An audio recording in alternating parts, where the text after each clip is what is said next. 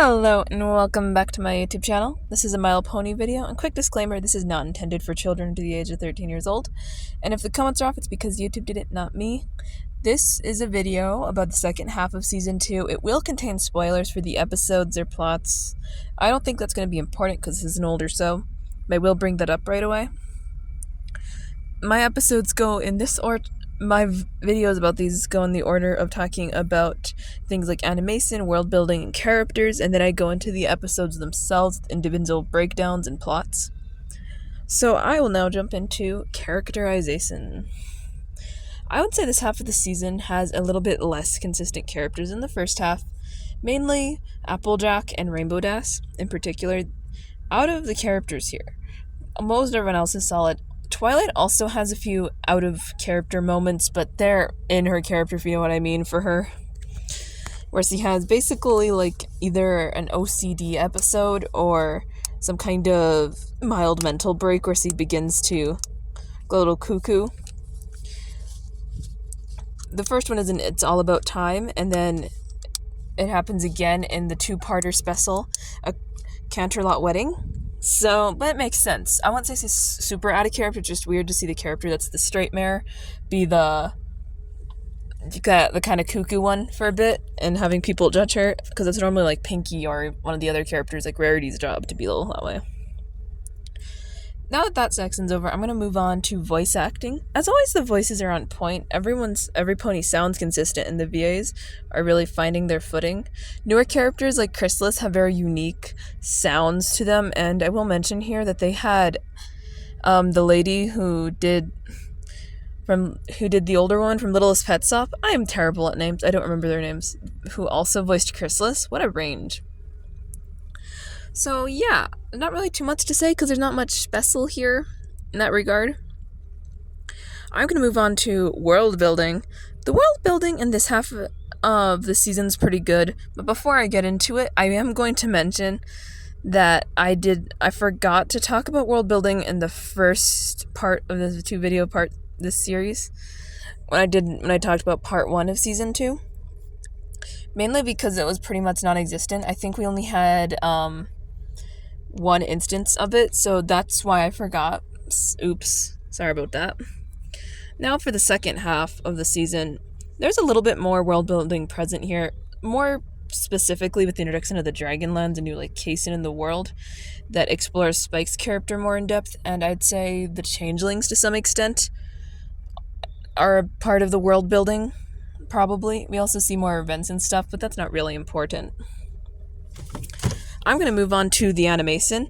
The animation is about the same as the first half, albeit a little less consistent with the cutie marks. They do disappear from time to time, but rarely. The shading and lighting are getting better with every season, and I have noticed that we have a little bit more dynamic movement and posing in these in season 2, as a rule in general, but especially in this half with the Canterlot Wedding 2-parter, I find it's far more dynamic. I'm going to go on to music. So the soundtrack has some of the best songs of the whole series. This Day aria is a complete earworm that I absolutely adore listening to. And then there's other songs that I found pretty catchy, like the Smile song. It's really fun and fits well thematically. And there's songs that also fall into this category that I don't think I'll be listening to again as often. For instance, Big Brother Best Friend. It serves a purpose in the story, albeit a weird one. And the Flim Flam Brothers song about the super speedy Cider Squeezy 6000 has a similar role. That's pretty much it for that. I'm going to go into first impressions now. Much like all the other early My Little Pony Friendship is Magic content, I don't remember exactly how I felt or where I was or what my first impressions of this stuff were until the latter half of the season. I do remember A Canterlot Wedding, pretty much every beat of it, plot-wise, really well, from the first time I saw it as a younger kid to now. That wasn't always the case for me. Now to episode analysis. The first episode we're going to talk about here is the last roundup. Applejack is going to Canterlot to compete in a major rodeo, but she does not return on time, worrying her friends and family, instead sending a letter saying that she'll send money and be home soon, whatever that means. The main six go to find her in a small town where she's working for Cherry Jubilee and avoids talking to them. Applejack eventually admits that she didn't want to go back because she didn't earn all first places at the rodeo, and she feels like she failed her family and community. My thoughts. I would say this episode's not my favorite, mostly because of Applejack behaving wildly out of character for most of it. I know she feels like she failed Ponyville and her family, but sending a letter to say that she's not returning, that doesn't really seem like something she'd do. Because it really hurts her family's feelings. They're so sad that she's not home, and she really cares about them. It's the episode where they talk about her getting her cutie marks. She wouldn't have. I can't imagine her being that way with her family. Even if she lost, I feel like she'd still face them. There are some pros to this episode, like we get the first speaking role of Derpy/Muffin/Ditzy. I'm using all the nicknames. I don't know if that will anger people. I don't know which one to go with. I called her Muffins as a kid, so because I saw it in Official Merch, so that was her name in my mind, Derpy or Muffins. Cherry Jubilee as a character is an interesting one because she's definitely not an antagonist, and I actually named one of my goats after her. She's just a side character that I don't remember showing up. I think she shows up in the background once or twice, but that's pretty much it. I'm going to move on to the very next episode, the Super Speedy Cider Squeezy 6000. The Apple family face new competitors in Ponyville selling apple cider, the Flim Flam Brothers.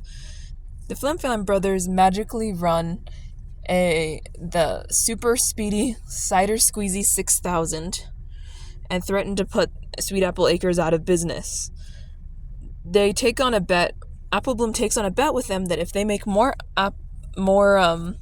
cider than the Apple family, that the brothers get to keep the farm, and if the brothers lose, they leave. Flim and Flam, during the competition, do end up making the most, but theirs ends up being poor quality, and they end up being run out of town. And the Apple family learns that making things the right way the first time is more important than resting things just to meet demand, I suppose. My thoughts. I like this episode.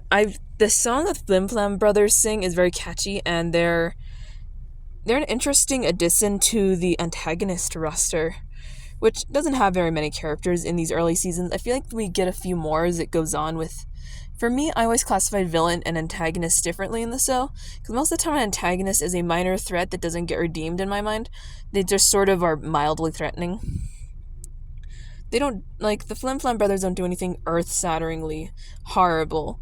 It's not weird that they exist in this world completely unchecked, because they're just scam artists. And, yeah. And another thing about them is that they're unicorns in the agriculture field, which isn't super common in My Little Pony. They sort of acknowledge that Earth ponies are the best at agriculture because of their innate Earth pony magic, making it easier for them to grow stuff. So unicorns getting in the business in any capacity was an interesting commentary, and also the fact that they weren't actually good at it was another piece of commentary. I really liked Granny Smith in this episode. I think that she let them use the South Field because it had actively worse apples, which is sort of acknowledged in another episode too. The way Applejack... So, yeah. The way Applejack at the very end said, "Dear Princess Celestia, I didn't learn anything. I was right all along," or something like that, was really funny. I always thought that was a meme for some reason in my head. I hadn't rewatched this in so long. So that's so weird to me. I'm going to move on to Read It and Weep. So Rainbow Dash hurts herself practicing some new moves while flying. During her time in the hospital, she reads a book that Twilight suggests. She gets way too attached to the Daring Do book and tries stealing it from the hospital because she will not admit she likes reading to her friends. My thoughts. I like this episode and the song, and I didn't love it as a kid, but I like it now. I'm not sure why I didn't really like it. Maybe it's because I had some trouble reading long, involved novels in the sense of Daring Do, which is sort of implied to be more of a advanced book, I suppose. And I think Rainbow Dash does behave a little bit out of character here, just a little. Not super bad, honestly. I think she's pretty solid. Basically, what I didn't like was her calling her friends eggheads sort of aggressively, like she was actively bullying them, and also the fact that she tries to scare them away just so she can read was a bit off. That being said, the introduction of Daring Do was an interesting point. And they do expand on her character in later seasons. Like, she's actually a real pony who just happens to have the same basic shape as Rainbow does, with different colors, which is interesting coincidence, I know. That being said, it was super fun after all. Also, I'm gonna address this. The barking pony, who's either a nurse or a patient, I'm not sure, is kind of funny because they're like, you shouldn't have left the hospital, which implies that he's a patient. View that how you're gonna view it. I just don't know what her deal is. I thought I'd mention it while it was on my mind. So, for the episode Hearts and Hooves Day, I'm gonna be skipping it. Hello. I'm skipping this because I'm going to be doing a dedicated video around February 10th-ish, basically around Valentine's Day, about the Hearts and Hooves Day specials, and this is the first of those, so I'm not going to talk about it in depth here. So I'm just going to move on to the next episode, which is A Friend Indeed. Pinkie Pie is enjoying being friends with all of the Ponyville citizens when a new person arrives in town. A donkey. She tries to make friends with him, but the donkey, who's named Cranky Doodle Donkey, does not want to be friends, much less interact with Pinkie. Pinkie ends up scaring him and destroying some of his personal possessions with her hyperactive energy, and eventually she realizes that she needs to make things up to Cranky. So, I'm going to get into my thoughts portion. I loved this episode as a kid, and upon rewatching it, I was never sure why, but then you rehear the Smile song right at the beginning. It's amazing. And it's probably the main thing that fueled the fact that I liked this episode so much. Also, seeing non-ponies living in Equestria was an interesting detail. Cranky Doodle Donkey and his girlfriend / past lover are donkeys with the same level of respect and sentience as the ponies we see within the show, which I thought was a really interesting addition they had. Pinkie's antics here are way over the top. She definitely doesn't understand boundaries very well in these early seasons. She violates them quite often with ponies, and this is one of the most egregious examples, but I don't hate her for it because I think she was well-meaning. It's a little, but definitely within her character, and she does actually develop a little bit to learn to respect boundaries here, so it's a good bit of character development. I don't think she's ever quite as violating boundaries as she is here, so I would say that development stuck. I do appreciate that. I'm going to move on to the very next episode, Putting Your Hoof Down. So the plot of the episode follows Fluttershy trying to become more assertive.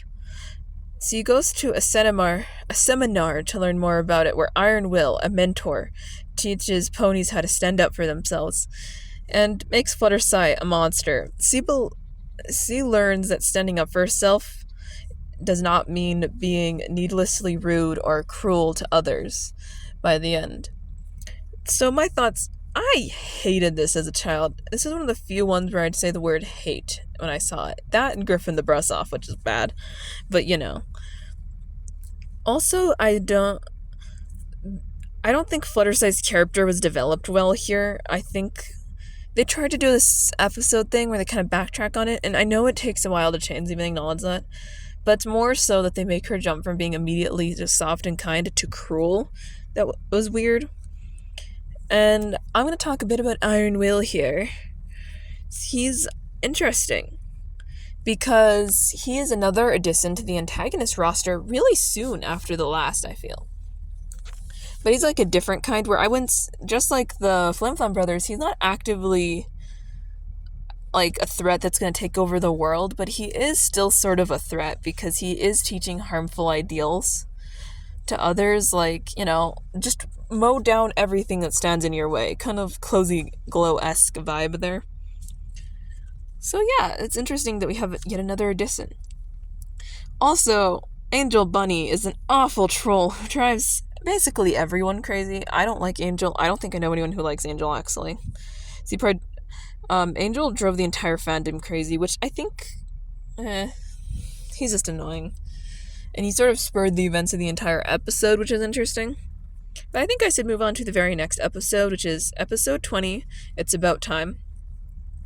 Twilight is visited by her future self, trying to warn her of a future catastrophe that will happen next Tuesday or something.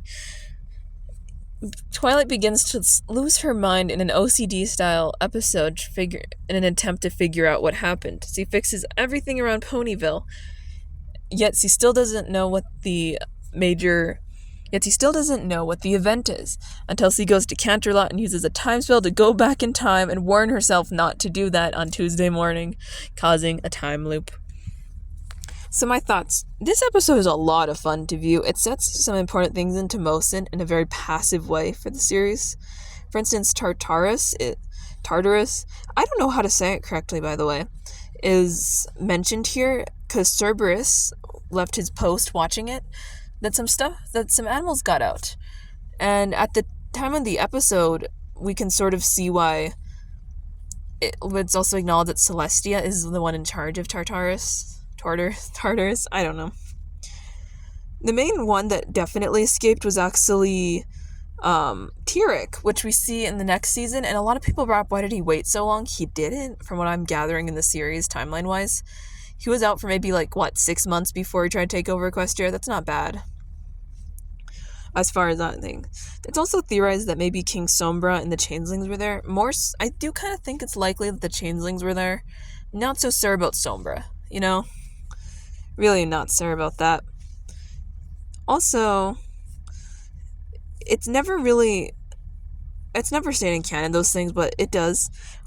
Twilight herself in this episode has a similar thing, OCD style episode to it's in Lesson 0, which is an interesting way of portraying that her character's not always as calm and cool. So I think this is a good time to move on to episode 21, Dragon Quest.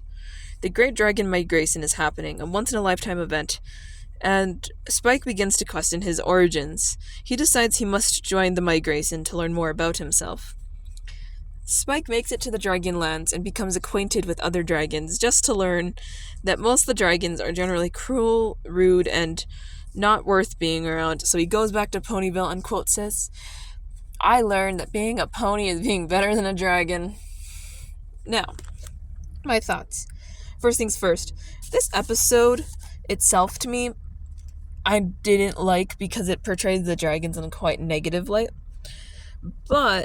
This was also quite contested by the fandom at the time, where it was contentious. Yeah, contentious to the fandom because some people liked it, but others disliked it, mostly because of the dragons and the sentiment that ponies are always morally better being heavily promoted. But one of the writers of the episode claims that the dragons' disrespect towards the ponies is a deliberate reflection of the common contempt towards little girl toys personified by ponies, according to Jim Miller. I like this episode a little bit more with the context of this in mind, and I think that it kind of makes it make more sense. Before I move on, I would like to mention Crackle. He's a dragon who's kind of strange looking, and he doesn't look like the other dragons, yet somehow Rarity manages to just copy his exact appearance in a costume, which is a great visual gag, but also Crackle's hilarious to me. I love him. So, yeah. For the very next set of episodes, we have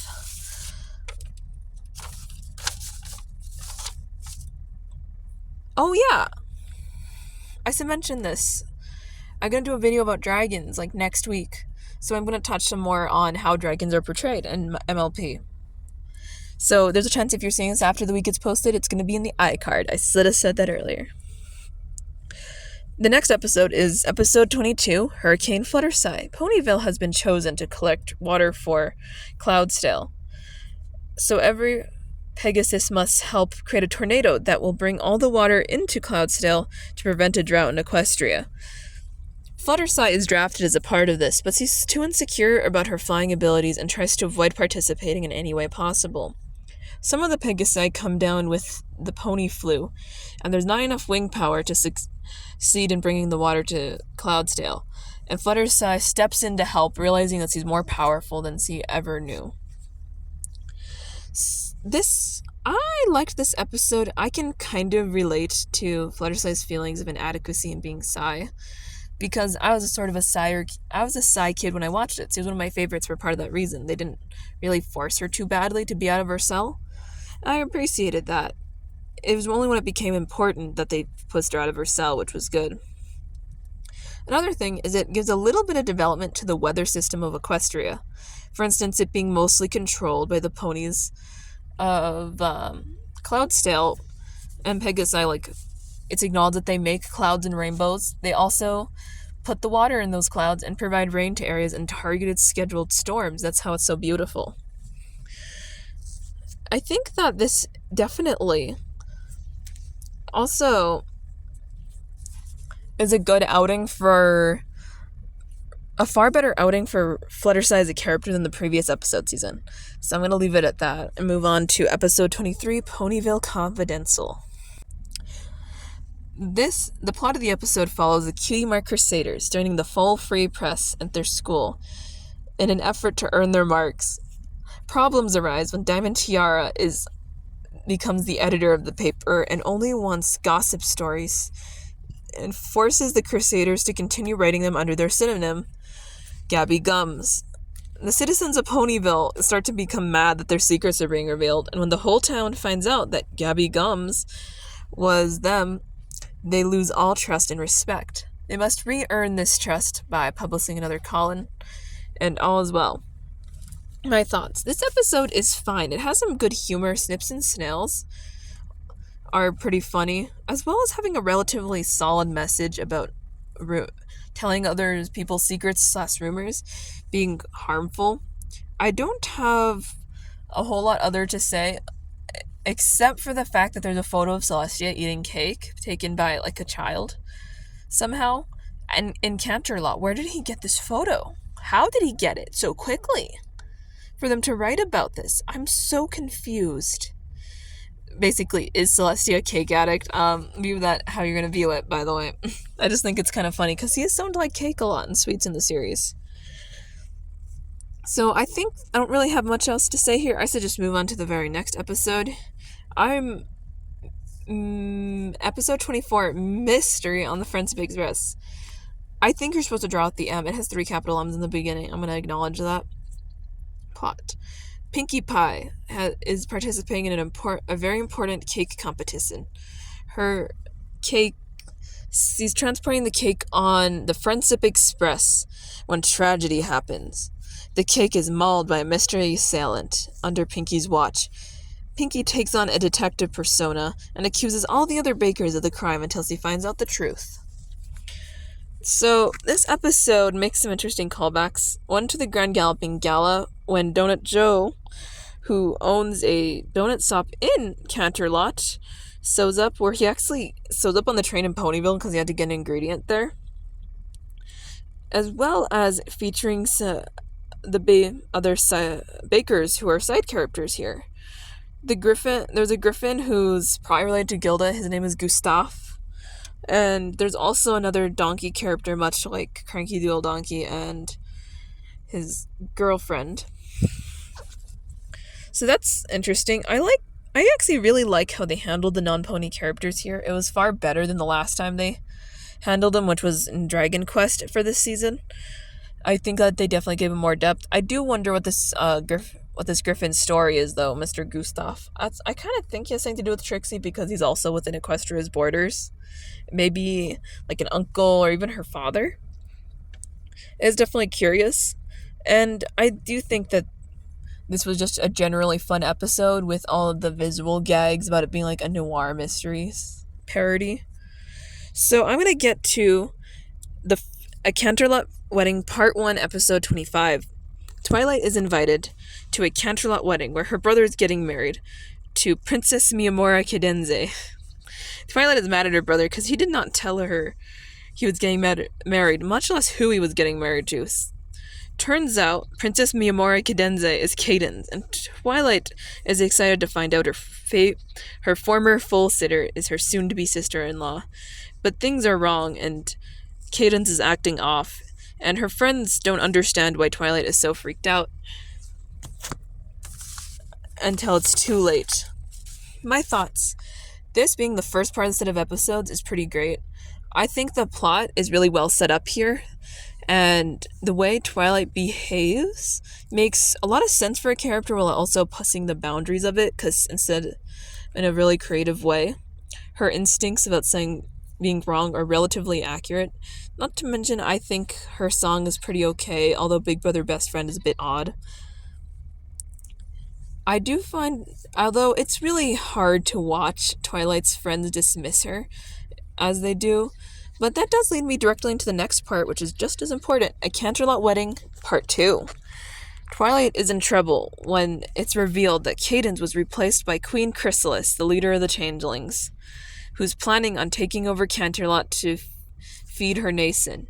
Princess Celestia tries to defend her kingdom, but Chrysalis has grown too powerful from Shining Armor's love for Cadence. And the main six have to fight through changelings and help free Princess Cadence and Shining Armor in order to help save Equestria. Once the couple is reunited, they use their magic to save Canterlot from the changelings by pushing them into the ether. So, my thoughts. This episode is really action-packed, and it delivers on everything that was set up in the first half really well. I also like that someone saves the day who's not a member of the main six. That is a really, really fun to watch. As you know from the music section, it has some of the best songs of the entire season. Just in this one in particular, "Love's in Bloom" and "This Day Aria" are really nice to listen to. The fight scene is actually surprisingly violent. It actually scared my sister as a kid. So I'd say they also really push the animation well here.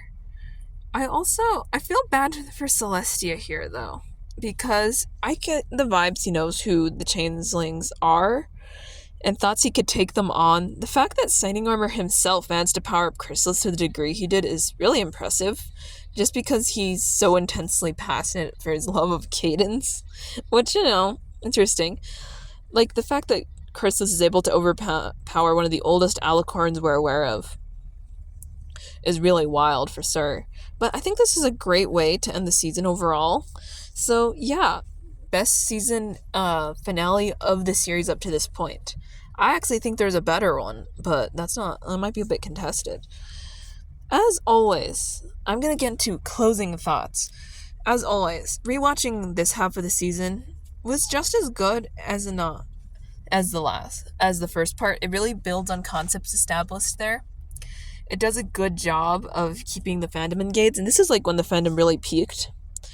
I have spent so much time making this. I've had to re-record it 3 times, and I had to take like a lot of screenshots to make it. So, I hope you enjoyed, and if you made it to this point in the video and haven't seen part 1, go check that out. I do have a My Little Pony content playlist you may want to see.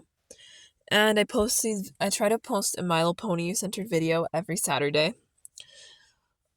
Bye!